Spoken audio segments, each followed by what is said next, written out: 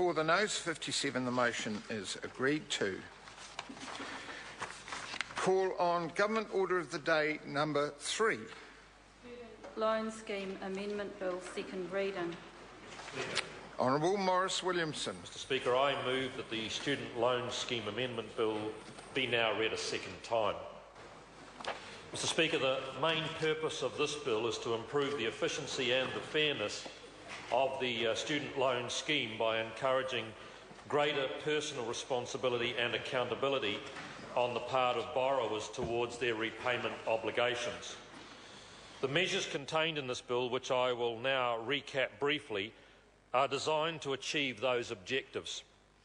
To introduce greater fairness across the student loan scheme, the bill proposes to maximise loan repayments made by New Zealand-based borrowers by removing the ability to offset losses against income in order to reduce their liability for student loan repayment purposes.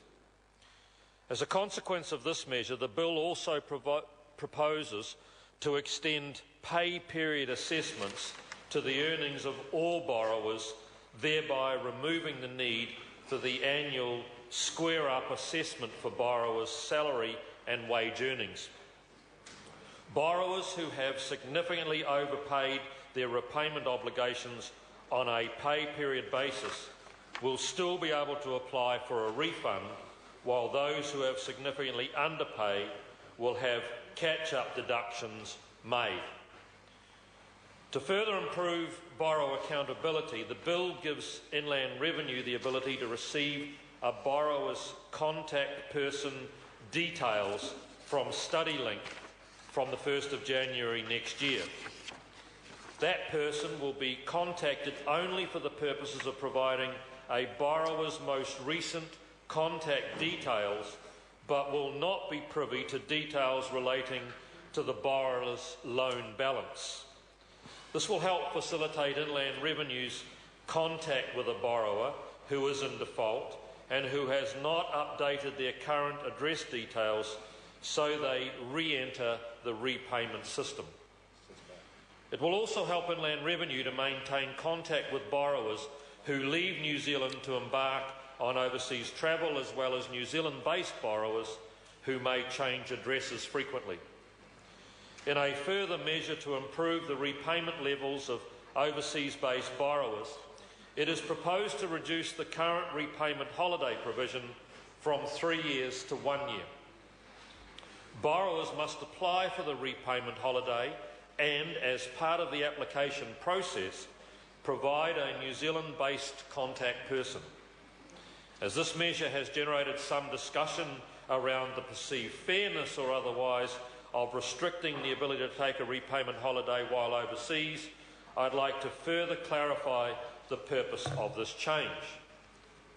The current 3-year repayment holiday is a generous one.